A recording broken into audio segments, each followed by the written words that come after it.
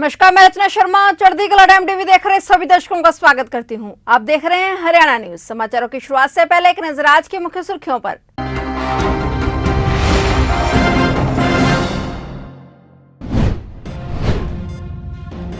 अब महज एक क्लिक से बनवा सकेंगे पिछड़ा वर्ग प्रमाण पत्र। मुख्यमंत्री ने लॉन्च की ऑनलाइन सेवा।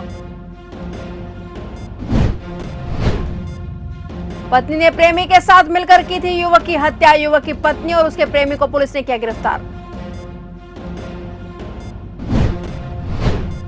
2 साल बाद शिव कांवड़ यात्रा प्रारंभ। श्रद्धालुओं में देखने को मिली शिव भक्ति की आस्था।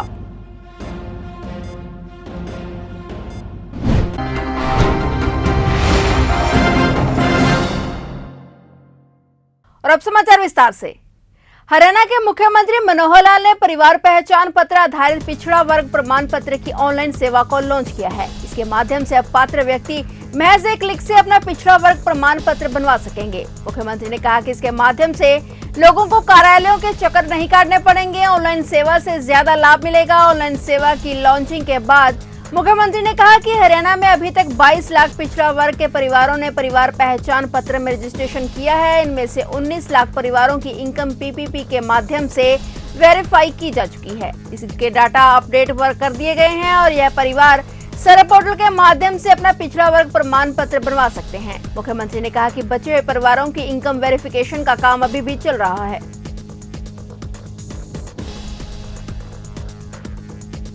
मामला फरीदाबाद की प्रवर्ती कॉलोनी का है, जहां देर रात एक युवक की गला रेतकर हत्या कर दी गई। ये हत्या किसी और ने नहीं बल्कि उसी युवक की पत्नी ने अपने प्रेमी के साथ मिलकर की है। पुलिस ने इस मामले में युवक की पत्नी और उसके प्रेमी को गिरफ्तार कर लिया है।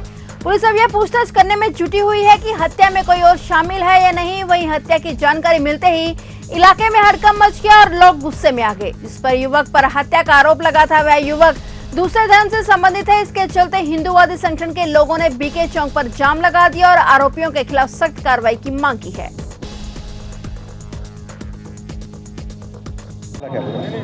मामला एक पर्वतीय कॉलोनी का मामला है। सुबह हमारे पास एक इन्फॉर्मेशन आई थी कि भाई पर्वतीय कॉलोनी में मर्डर हुआ है, तो उस पर तुरंत जो है SHO साहब और ACP साहब और मैं खुद भी वहाँ पे पहुँचे थे। तो हमने देखा कि वहाँ पे एक डेड बॉडी है और मारने वाले एक उसकी वाइफ थी और एक उसका बॉयफ्रेंड था, और दोनों ने मिलके डेड बॉडी को, जो बॉयफ्रेंड था इमाम कुरैशी, उसने अपने घर के अंदर जो बाथरूम बना हुआ था उसके अंदर छुपा दी थी और उसको बाहर डालने की फिराक में था।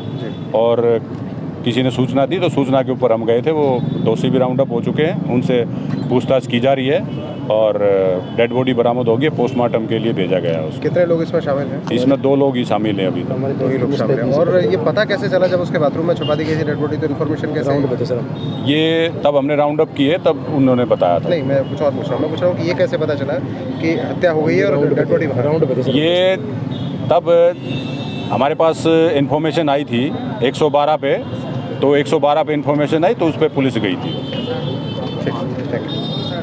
उधार के पैसे वापस मांगने पर चाकुओं से गोदकर हत्या। मामला फरीदाबाद का है, जहां एक व्यक्ति की हत्या सिर्फ इसलिए कर दी गई क्योंकि उसने उधार दिए सामान के पैसे मांगे थे। फिलहाल पुलिस ने आरोपी को हिरासत में ले लिया है और जांच की बात कह रही है। DCP साहब, एक मसाले वाले का गला काट दिया गया है मर्डर के, क्या है पूरा मामला?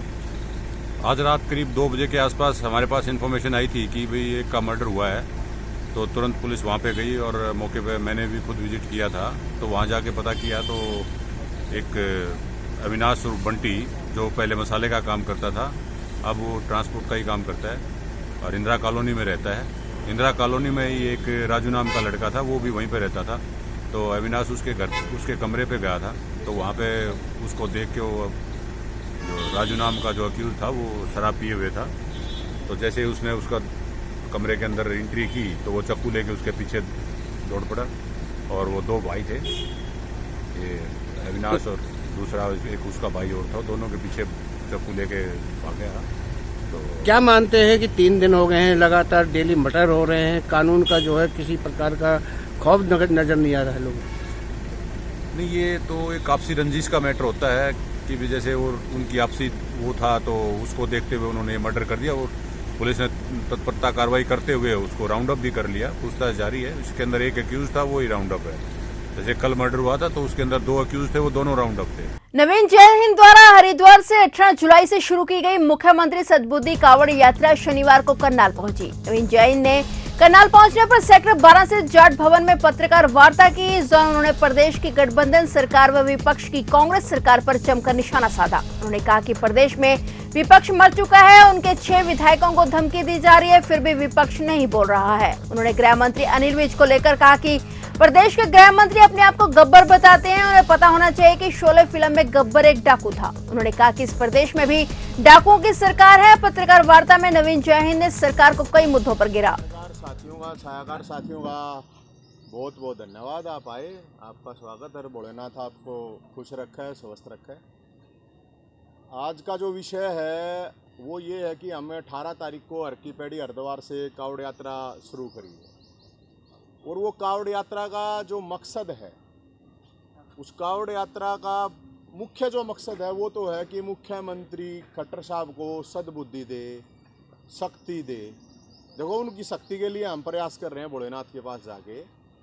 और 5 मुद्दे हैं। जिस तरह पांडवा ने 5 गांव मांगे थे ना, तो उसी तरह 5 मुद्दे हैं। एक मुद्दा, पहला मुद्दा है कि जो परावर की जमीन का मामला है, जहाँ पे स्कूल कॉलेज हॉस्पिटल बनना था, तो उसके लिए नोटिफिकेशन अभी तक जारी नहीं हुआ है। लेकिन सरकार अखबारों में दे देगी कि हमने ये कर दिया है, दे दी जमीन, अभी तक नोटिफिकेशन नहीं आया है। तो एक तो मुद्दा ये है कि स्कूल कॉलेज हॉस्पिटल के लिए वहाँ 100 करोड़ रुपए दे सरकार। भगवान परशुराम मंदिर हम वहाँ पे बनाएंगे। 26 तारीख को महाशिवरात्रि के दिन वहाँ पे नींव रखी जाएगी भगवान परशुराम मंदिर की। तो एक तो मुद्दा है ये भाई साहब। दूसरा मुद्दा था कि हरियाणा के अंदर 25 लाख बेरोजगार हैं, 5 लाख वैकेंसी खाली पड़ी हैं, लेकिन मुख्यमंत्री जी के अंदर इतनी शक्ति ही नहीं आ रही, उनको सद्बुद्धि नहीं आ रही कि भाई उनको फिलअप कर दे, उनको भर्ती जो पद खाली पड़े हैं कम से कम उनको भर दे। अकेले सीईटी के जो कंबाइंड एंट्रेंस टेस्ट होना है, उसी के करीब 13 लाख 2 साल तक 13 लाख बच्चे 2 साल हो गए हैं। हर महीने कह देते हैं इस महीने होगा, इस महीने होगा, 2 साल तक धक्के खा रहे हैं। सीईटी के अकेले बता रहा हूँ मैं, जो अलग है टीचर के हैं, हरियाणा पुलिस हैं, अलग अलग डिपार्टमेंट में, हेल्थ डिपार्टमेंट में है, उनका तो हिसाब ही नहीं है। अभी तक एग्जाम ही नहीं ले पा रहे हैं, वैकेंसी खाली पड़ी हैं। अकेले टीचर की 40,000 वैकेंसी खाली पड़ी हैं।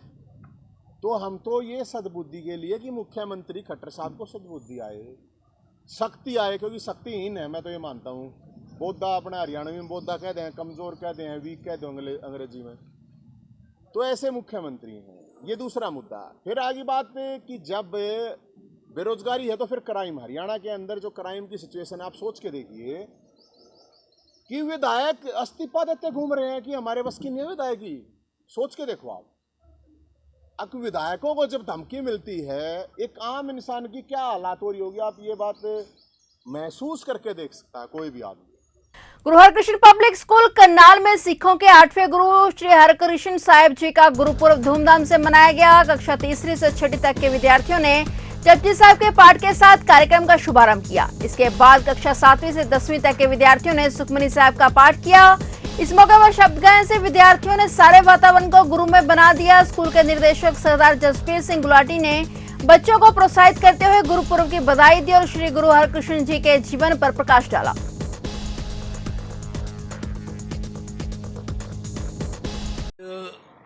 ਸਾਹਿਬ ਸ੍ਰੀ ਗੁਰੂ ਹਰਕ੍ਰਿਸ਼ਨ ਸਾਹਿਬ ਦਾ ਜੋ 8ਵੇਂ ਪਾਤਸ਼ਾਹ ਸਿੱਖ ਗੁਰੂ ਹਨ, ਉਹਨਾਂ ਦਾ ਗੁਰਪੁਰਬ ਜੋ ਹੈ ਅਸੀਂ Guru Harkrishan public school campus ਦੇ ਵਿੱਚ ਮਨਾਇਆ ਹੈ, ਜਿਹਦੇ ਵਿੱਚ ਬੱਚਿਆਂ ਨੇ ਸਾਰਿਆਂ ਪਹਿਲੇ ਜਪਜੀ ਸਾਹਿਬ ਦਾ ਪਾਠ, ਉਸ ਤੋਂ ਬਾਅਦ ਸੁਖਮਨੀ ਸਾਹਿਬ ਦਾ ਪਾਠ, ਔਰ ਫਿਰ ਰਲ ਕੇ ਸਭ ਬੱਚਿਆਂ ਨੇ, ਛੋਟੇ ਵੀ ਅਤੇ ਵੱਡੇ ਵੀ, ਸਭ ਬੱਚਿਆਂ ਨੇ ਕੀਰਤਨ ਕੀਤਾ ਹੈ ਔਰ ਬਹੁਤ ਹੀ ਪਿਆਰਾ ਕੀਰਤਨ ਕੀਤਾ ਹੈ।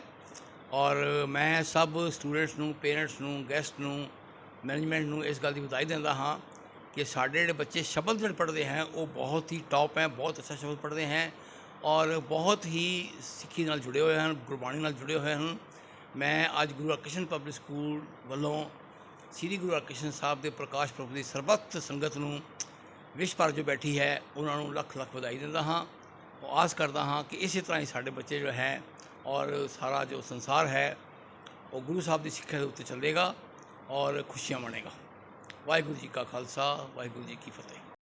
कोरोना काल के चलते 2 साल से बंद पड़ी कांवड़ यात्रा इस बार शुरू हो गई है, जिसके चलते श्रद्धालुओं में शिव भक्ति की आस्था देखने को मिल रही है और शिव भक्त हरिद्वार से गंगा जल लेकर अपने अपने स्थानों की ओर जाते दिख रहे हैं। इस बीच कई श्रद्धालुओं से बात करने पर बताया कि उत्तर प्रदेश के सीएम योगी आदित्यनाथ के द्वारा कांवड़ लेने जा रहे शिव भक्तों के लिए काफी सुविधाएं कर रखी हैं। बताया जा रहा है कि कांवड़ यात्रियों के लिए सड़कों पर अलग से मार्ग बनाए गए हैं और बताया कि कांवड़ यात्रियों के लिए कोई परेशानी न हो उसके लिए ऊपर हेलीकॉप्टर से निगरानी की जा रही है और जगह जगह पर टोल फ्री नंबर भी अनाउंसमेंट की जा रही है और अगर किसी भी भक्तजन को कोई दिक्कत होती है तो उस परेशानी को निपटने के लिए टोल फ्री नंबर पर कॉल किया जाता है। कॉल करने पर शिव भक्तों की हर परेशानी को दूर किया जा रहा है। तो वहीं बात करें हरियाणा की, तो कांवड़ यात्रा के चलते यमुनानगर पुलिस भी सड़कों पर कांवड़ यात्रियों की सुविधा के लिए सड़कों पर यात्रियों से नियमों का पालन करवाते नजर आए और सड़कों के किनारे खड़े वाहनों को हटवाते नजर आए। कहाँ जा रहे हो जी? कैथल जी। कैथल जाओगे? हाँ जी। तो कैसा लग रहा है? 2 साल बहुत बाद बढ़िया लग रहा है, प्रशासन का पूरा सहयोग मिला हमें जी।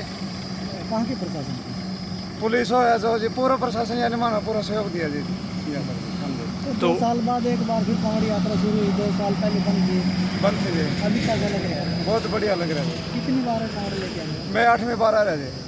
8वीं बार में तो सबसे अच्छा कब लगा? आप इस बार लगा? इससे पहले? इनकी बार भी लगा और उससे पहले भी इतना बार अच्छा लगा नहीं, का पहले लगा था। सुरक्षा को लेकर क्या आपको अच्छा लगा? क्या जी?